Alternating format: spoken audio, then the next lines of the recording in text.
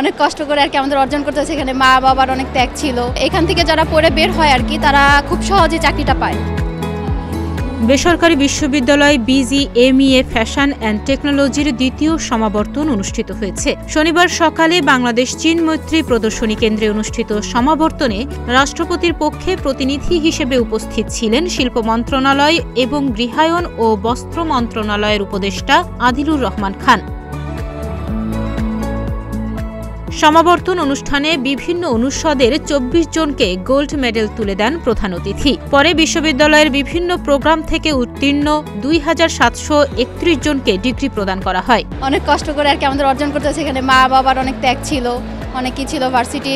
আর সবচেয়ে বড় কথা হচ্ছে আমাদের ভার্সিটি থেকে আমরা বিপুল পরিমাণ সুযোগ সুবিধা পেয়েছি, যার কারণে হচ্ছে এখান থেকে যারা পড়ে বের হয় আর কি, তারা খুব সহজে চাকরিটা পায়। এই মিলনায়তন আরও বারবার অনুষ্ঠিত হোক এবং কনভোকেশন এবং রিউনিয়নগুলো যাতে আমাদের রেগুলার হয়, এটাই আমাদের প্রত্যাশা।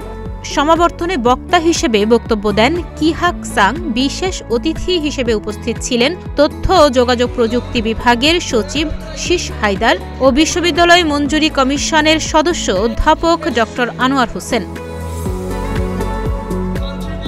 বক্তব্য রাখেন BUFT বোর্ড অব ট্রাস্টের চেয়ারম্যান ফারুক হোসেন, বিশ্ববিদ্যালয়ের ভারপ্রাপ্ত উপাচার্য ডক্টর ইঞ্জিনিয়ার আইয়ুব নবী খান। শিক্ষার্থীদের মধ্যে প্রতিনিধি হিসেবে বক্তব্য প্রদান করেন টেক্সটাইল ইঞ্জিনিয়ারিং বিভাগের ফারিয়া আফরিন। বিশ্ববিদ্যালয়ের জনসংযোগ কর্মকর্তা মোহাম্মদ ইমতিয়াজের পরিচালনায় আরও বক্তব্য রাখেন বোর্ড অব ট্রাস্টের সদস্য মশিউর রহমান সজল ও মোহাম্মদ নাসির।